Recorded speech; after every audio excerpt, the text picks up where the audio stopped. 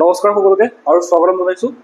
আজি আমি আলোচনা কৰিম কাছাৰ জিলাৰ বিষয়ে। আমি ইতিমধ্যে অসমৰ মানচিত্ৰৰ জৰিয়তে অসমৰ জিলাসমূহৰ যিটো ভিডিঅ' চিৰিজ কৰি আছিলোঁ, আজি আমি কাছাৰ জিলাখনৰ বিষয়ে আলোচনা কৰিম। কাছাৰ জিলাখনৰ ক'ত কি গুৰুত্বপূৰ্ণ স্থান আছে বা কাছাৰ জিলাখন ক'ত অৱস্থিত সেই বিষয়ে আমি আজি বিস্তৃতভাৱে জানিবলৈ চেষ্টা কৰিম।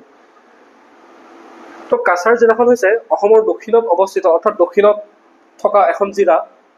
এই কাছাৰ জিলাখন এসময়ত কছাৰীসকলৰ ৰাজ্যৰ অন্তৰ্গত আছিল, অৰ্থাৎ ডিমাচা কছাৰীসকলে এইখিনি অংশতে তেওঁলোকে শাসন কৰিছিলে। ডিমা হাছাও হওক আৰু এইখন হৈছে কাছাৰ বা তাৰ তলৰ ফালে হাইলাকান্দি, কৰিমগঞ্জ, এই অংশটোত কি কৰিছিলে কছাৰী ৰজাসকলে শাসন কৰিছিলে। তো কাছাৰ জিলাখন এসময়ত বৃহত্তৰ কছাৰী সাম্ৰাজ্যৰ অন্তৰ্গত আছিলে। মই এটা লিখি লৈ আনিছোৱেই। এসময়ত কছাৰীসকলে এই অঞ্চলত শাসন কৰিছিল। 1830 চনত গোবিন্দ চন্দ্ৰৰ মৃত্যুৰ পিছত ইংৰাজে 1870 চনত কাছাৰ জিলাক অসমৰ এখন জিলা হিচাপে ঘোষণা কৰে। অৰ্থাৎ কথাটো এনেকুৱা ধৰণৰ, যেতিয়া ৰুদ্ৰসিংহৰ আহোমৰ ৰজা ৰুদ্ৰসিংহ যেতিয়া শাসনত আছিল, ৰুদ্ৰসিংহ কছাৰী ৰজা তাম্ৰধ্বজক কি কৰিছিলে, যুদ্ধত হৰুৱাই পেলাই তেওঁক ভগুৱাই পঠাইছিলে। অৰ্থাৎ তাম্ৰধ্বজক পলায়ন কৰিছিলে, যুদ্ধৰ পৰা পলায়ন যেতিয়া কৰিছিলে ৰুদ্ৰসিংহৰ লগত যুদ্ধত হাৰি পেলাই, তেতিয়া তেওঁ আহি পেলাই কছাৰীসকলৰ তিনিখন ৰাজধানী আছিলে। এখন হৈছিলে ডিমাপুৰ, এখন হৈছে মাইবং, তাৰপিছতে খাছপুৰ। তেওঁ তেতিয়া মাইবঙৰ ৰাজধানী আছিলে। তেওঁ মাইবঙৰ পৰা পলাই পেলাই আহি তেওঁ ৰাজধানী স্থাপন কৰিছিলে খাছপুৰত। আৰু শেষৰজন ৰজা যোনজন আছিলে তেওঁ আছিল গোবিন্দ চন্দ্ৰ। শেষৰজন কছাৰী ৰজা আছিলে গোবিন্দ চন্দ্ৰ। আৰু সেই গোবিন্দ চন্দ্ৰকে সেই তেওঁলোকৰ ৰাজ্যৰে কোনো এজন ৰাজদ্ৰোহীয়ে বা সেই ৰাজ্যৰ ভিতৰৰ কোনোবা এজন চোৰাংচোৱাই আহিলে গোবিন্দ চন্দ্ৰক হত্যা কৰে। হত্যা কৰাৰ ফলত কি হয়, 1874 চনত ইংৰাজসকলে এখন তেওঁলোকে নিজৰ অধীনত আনি লয়। যেতিয়া গোবিন্দ চন্দ্ৰৰ মৃত্যু হয়, তেওঁ উত্তৰাধিকাৰী নিদি পেলাই ইংৰাজসকলে এই কাছাৰ জিলাখন বা এই কাছাৰ অঞ্চলটোক নিজৰ হাতলৈ আনে বা নিজৰ মুঠিলৈ আনে। আৰু তেতিয়াৰ পৰা ইয়াত কি কৰে, কাছাৰ জিলাক এখন অসমৰ অন্যতম জিলা হিচাপে ঘোষণা কৰে। মই ইয়াতে লিখি লৈ আহিছোঁ, এইটো চব কছাৰী ৰাজ্যৰ ৰাজধানী ক্ৰমে ডিমাপুৰ, মাইবং আৰু খাছপুৰ। পোনপ্ৰথমে আমি কাছাৰ জিলাখনৰ চাৰিসীমাৰ বিষয়ে অলপমান জানি লওঁ। কাছাৰ জিলাখনৰ এই উত্তৰ দিশত আছে ডিমা হাছাও। এখন হৈছে ডিমা হাছাও। ডিমা হাছাও জিলাখনক পূৰ্বতে কি নামেৰে জনা গৈছিলে, উত্তৰ কাছাৰ পাৰ্বত্য অঞ্চল বুলি জনা গৈছিলে। 2010 চনত এই নামটো সলনি কৰি পেলাই কি কৰা হয়, ডিমা হাছাও নামেৰে নামাকৰণ কৰা হয়। আৰু ডিমা হাছাও জিলাখন হৈছে ভাৰতীয় সংবিধানৰ 6ষ্ঠ অনুসূচীৰ অন্তৰ্গত এখন জিলা, অৰ্থাৎ স্বায়ত্ত শাসনৰ অধীনত ইয়াৰ প্ৰশাসন যন্ত্ৰ নিয়ন্ত্ৰণ হয়। তো উত্তৰ দিশত আছে ডিমা হাছাও। তাৰপিছতে পূব দিশত যদি চাওঁ, পূব দিশত আছে এইখন হৈছে মণিপুৰ। এইখন হৈছে মণিপুৰ, ঠিক আছে, এইখন হৈছে মণিপুৰ। তাৰপিছত দক্ষিণ দিশত যদি আমি চাওঁ, তেতিয়াহ'লে এইখন হৈছে মিজোৰাম। এইখন হৈছে মিজোৰাম, ঠিক আছে। দক্ষিণ দিশত মিজোৰাম আছে। আৰু দক্ষিণ দিশত কোনখন হ'ব, এইখন হৈছে হাইলাকান্দি। এইখন হৈছে হাইলাকান্দি।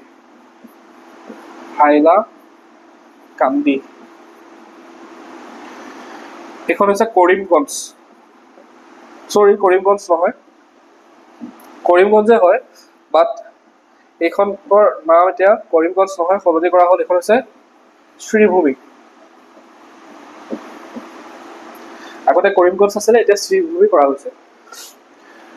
তাৰপিছতে আমি যদি পশ্চিম দিশত চাওঁ, তেতিয়াহ'লে এইখন হৈছে বাংলাদেশ। এইখন হৈছে বাংলাদেশ, ঠিক আছে, ক্লিয়াৰ হ'ল। এইখন হৈছে বাংলাদেশ। উত্তৰত আছে ডিমা হাছাও, পূবত আছে মণিপুৰ, দক্ষিণত আছে মিজোৰাম, হাইলাকান্দি, তাৰপিছতে পশ্চিমত আছে শ্ৰীভূমি আৰু বাংলাদেশ। ক্লিয়াৰ হ'ল। ইয়াৰ মুঠ মাটিকালি হৈছে 3886 বৰ্গ কিলোমিটাৰ। এইখিনি কথা মনত ৰাখিব। আমি বেছিক কথাখিনি গম পালোঁ।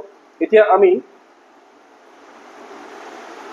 কাছাৰ জিলাখনৰ মানচিত্ৰৰ জৰিয়তে আমি কাছাৰ জিলাখনৰ কি গুৰুত্বপূৰ্ণ স্থান আছে, আৰু প্ৰথমে আমি নৈ আৰু উপনৈসমূহৰ বিষয়ে জানি লওঁ আহক। কাছাৰ জিলাখনৰ এখন হৈছে বৰাক উপত্যকাৰ এখন জিলা, আৰু এইখন হৈছে বৰাক নদী। এইখন হৈছে বৰাক নদী। এইখন হৈছে বৰাক নৈ। আৰু এই বৰাক নৈ অসমত দুখন মুখ্য নৈ হৈছে, এখন হৈছে ব্ৰহ্মপুত্ৰ, আনখন হৈছে বৰাক। ব্ৰহ্মপুত্ৰ নৈ কাষত থকা জিলাসমূহক ব্ৰহ্মপুত্ৰ উপত্যকাত অৱস্থিত বুলি কোৱা হয় আৰু বৰাক নৈ কাষত থকা যিসমূহ জিলা আছে সেইসমূহ বৰাক উপত্যকাত অৱস্থিত জিলা বুলি কোৱা হয় বা অঞ্চল বুলি কোৱা হয়। ঠিক আছে, তো বৰাক নৈ যিসমূহ উপনৈ সেইখন হৈছে বালিচেৰা নৈ, এইখন হৈছে বালিচেৰা নৈ। তাৰপিছতে এইখন হৈছে জাতিংগা নৈ। তাৰপিছত আন এখন হৈছে মধুৰা নৈ, এইখন হৈছে চিৰি নৈ, এইখন হৈছে জিৰি নৈ। ঠিক আছে, তাৰপিছতে এইখন হৈছে সোণাই নদী, এইখিনিতে এখন নৈ আছিলে, এখন হৈছে লংগাই। ঠিক আছে, চাওক বৰাক, জাতিংগা, মধুৰা, ৰুক্মী, সোণাই, বালিচেৰা আৰু সুৰমা নৈ এখন আছে। সুৰমা নৈখন কোনখিনিত আছে? চিৰি, মধুৰা, সুৰমা, তো ইয়াতে সুৰমা নদী এখনো আছে। বালিচেৰা, জাতিংগা, মধুৰা, ৰুক্মী, সোণাই, বৰাক আৰু সুৰমা। বৰাকখন হৈছে মুখ্য নৈ। তো বৰাক নদীৰ দক্ষিণ পাৰৰ আৰু উত্তৰ পাৰৰ নৈ উপনৈসমূহৰ বিষয়ে আমি এটা ভিডিঅ' চিৰিজত আমি এটা ভিডিঅ' বনাম। সেইটো ভিডিঅ'ত আমি সেই নৈসমূহৰ বিষয়ে ভালকে আলোচনা কৰিম। ইয়াতে আমি থুলমূলকে জানি থৈ দিছোঁ।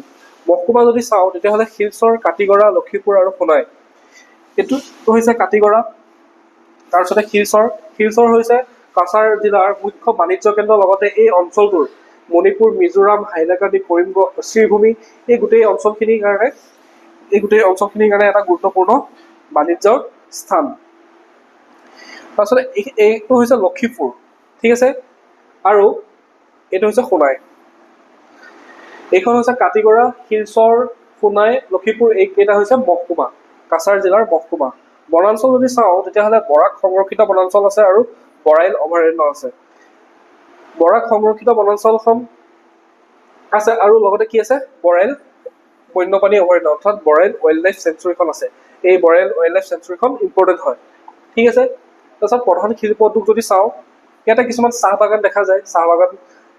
চাহৰ খেতি কৰা হয়, লগতে বাঁহ বেতৰ সামগ্ৰী নিৰ্মাণ কৰা হয়, লগতে মেইনলি শাক পাচলি, মানুহ ইয়াৰ লোকসকল কৃষিৰ লগত জড়িত। ঠিক আছে, আৰু এই অঞ্চলৰ মূল ভাষা হৈছে বাংলা, বেংগলী ভাষা আৰু মেইটেই। মেইটেই কিয় হৈছে?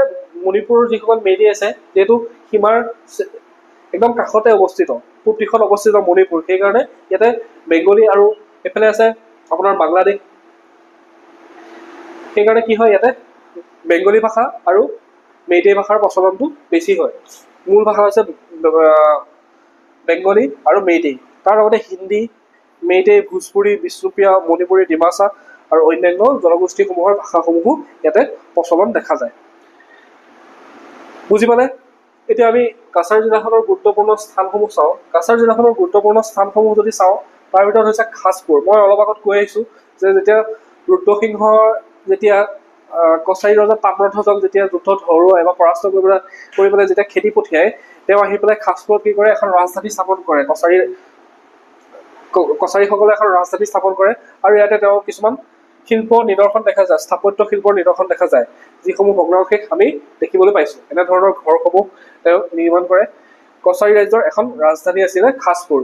ডিমাপুৰ, মাইবং, খাছপুৰ, মনত ৰাখিব। প্ৰথম ডিমাপুৰ, তাৰপিছত মাইবঙত থাকে, তাৰপিছত খাছপুৰত আহে। মানে প্ৰথম তেওঁলোকৰ ৰাজধানী আছিলে ডিমাপুৰ, কিবা কাৰণত তাত থাকিব নোৱাৰি বা যুদ্ধত হাৰি পেলাই তেওঁলোকে মাইবঙৰ ৰাজধানী স্থাপন কৰে। মাইবঙতো তেনেকৈ যেতিয়া আহোম ৰজাৰ ভয়ত পলাবলগীয়া হয়, আহি পেলাই ক'ত থাকেহি? খাছপুৰত থাকে। ঠিক আছে, এইখিনি মই ইতিহাসত ভালকৈ পঢ়াম, ইয়াত জাষ্ট আপোনালোকক থুলমূলকৈ কথাখিনি জনাইছোঁ। তাৰপিছত শিলচৰ হৈছে কাছাৰ জিলাৰ সদৰ চহৰ আৰু দক্ষিণ অসমৰ এটি প্ৰধান বাণিজ্য কেন্দ্ৰ। মণিপুৰৰ কিছু অংশ আৰু মিজোৰামৰ বাবে এই চহৰ অৰ্থনৈতিকভাৱে বহুতো গুৰুত্বপূৰ্ণ, কাৰণ মণিপুৰ, মই ইতিমধ্যে কৈছোঁ, মণিপুৰ আৰু মিজোৰামৰ যিহেতু সীমাৰ শ্বেয়াৰ হয়, অৰ্থাৎ সীমাৰ কাষতে আছে যিহেতু, তো শিলচৰখন হৈছে এখন গুৰুত্বপূৰ্ণ বাণিজ্য কেন্দ্ৰ। ক'ৰ হয়? ক'ত আছে? কাছাৰ জিলাত আছে আৰু কাছাৰ জিলাৰ এখন সদৰ হয়। বৰাক নদীৰ পাৰত অৱস্থিত এই চহৰক উত্তৰ পূব ভাৰতৰ ভিতৰত শান্তিপূৰ্ণ ঠাই হিচাপে তেতিয়াৰ প্ৰধানমন্ত্ৰী ইন্দিৰা গান্ধীয়ে কি বুলি কৈছিলে? শান্তিৰ দ্বীপ বুলি কৈছিলে। মানে শিলচৰখনক কি বুলি কৈছিলে? শান্তিৰ দ্বীপ। এইখন হৈছে শিলচৰ চহৰ। তাৰ কাষেৰে কি হৈছে? বৰাক নৈখন পাৰ হৈ গৈছে, বৰাক নৈখন বৈ গৈছে, দেখিছেনে? এইখন বৰাক নৈ, এইখন হৈছে শিলচৰ।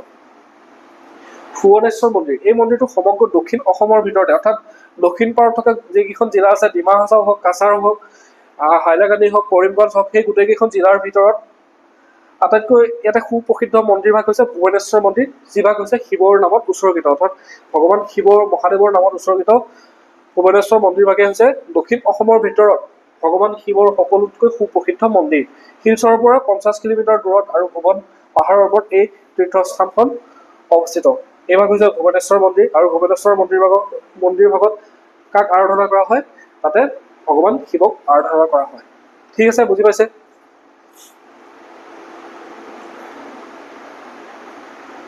কাছাকান্দি কালী মন্দিৰ, শিলচৰৰ পৰা প্ৰায় 11 কিলোমিটাৰ অৰ্থাৎ দক্ষিণ অসমত দেৱী মা কাছাকান্দিৰ এক ঐতিহাসিক আৰু সুপ্ৰসিদ্ধ মন্দিৰ আছে। এই দেৱী দুই শক্তিশালী হিন্দু দেৱতা বা মা দুৰ্গা আৰু মা কালীৰ সংযোজন। মা দুৰ্গা দেৱী আৰু মা কালীৰ সংযোজনেৰে ইয়াত দুইগৰাকী দেৱীকে কি কৰা হয়? সেৱা কৰা হয়, অৰ্থাৎ পূজা কৰা হয়। নামটো কি? কাছাকান্দি কালী মন্দিৰ।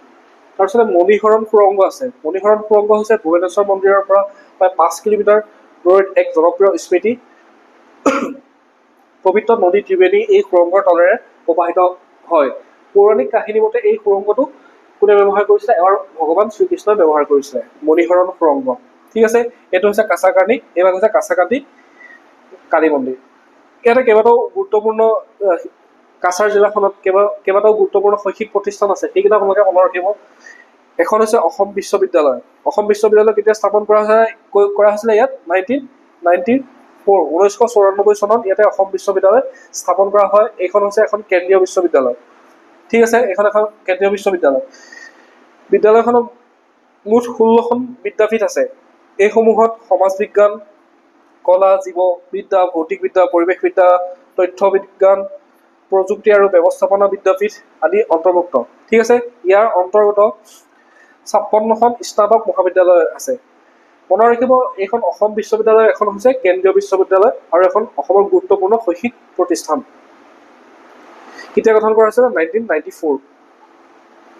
তাৰপিছতে যদি চাওঁ আমি, ইয়াতে এখন NIT আছে, নেশ্যনেল ইনষ্টিটিউট অফ টেকনলজি।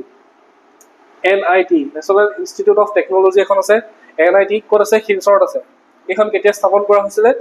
পোনপ্ৰথমে এইখন 1967 চনত এখন ৰিজনেল ইঞ্জিনিয়াৰিং কলেজ হিচাপে স্থাপন কৰা হৈছিলে।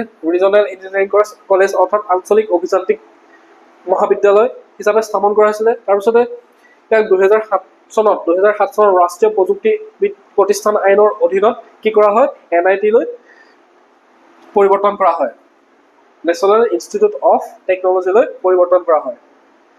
তাৰপিছতে ইয়াতে আছে শিলচৰ চিকিৎসা মহাবিদ্যালয়। এইখন হৈছে অসমৰ তৃতীয়খন চিকিৎসা মহাবিদ্যালয়, আৰু এইখন কেতিয়া স্থাপন কৰা হৈছিলে? 1968 চনত।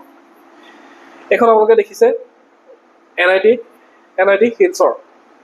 তাৰপিছত শিলচৰ মেডিকেল কলেজ। এই মেডিকেল কলেজখন হৈছে অসমৰ তৃতীয়খন মেডিকেল কলেজ, অৰ্থাৎ অসমত স্থাপন কৰা তৃতীয়খন মেডিকেল কলেজ। কেতিয়া স্থাপন কৰা হৈছিলে? 1968 চনত। এইখন অসমৰ বৰাক উপত্যকাৰ একমাত্ৰ চিকিৎসা মহাবিদ্যালয় তথা চিকিৎসালয়। শিলচৰ চিকিৎসা মহাবিদ্যালয়ে অসমৰ লগতে মিজোৰাম, উত্তৰ ত্ৰিপুৰা, পশ্চিম মণিপুৰ আৰু দক্ষিণ মেঘালয়ক সেৱা আগবঢ়ায়। এই মহাবিদ্যালয়খনে কাছাৰ জিলাখনৰ লগতে তাৰ কাছাৰ জিলাখনৰ কাষত থকা যিসমূহ ৰাজ্য আছে, সেই ৰাজ্যসমূহকো চিকিৎসা সেৱা আগবঢ়াই এক গুৰুত্বপূৰ্ণ ভূমিকা পালন কৰি আহিছে। ঠিক আছে, অসমৰ প্ৰথমখন চিকিৎসা মহাবিদ্যালয়ৰ নাম কি আছিলে? আপোনালোকে কমেণ্টত লিখি পেলাই মোক জনাবচোন। সেইখন আছে ডিব্ৰুগড়ত। অসমৰ প্ৰথমখন চিকিৎসা মহাবিদ্যালয়খন আছে ডিব্ৰুগড়ত। নামটো কি? আপোনালোকে লিখি পেলাই জনাব। ঠিক আছে,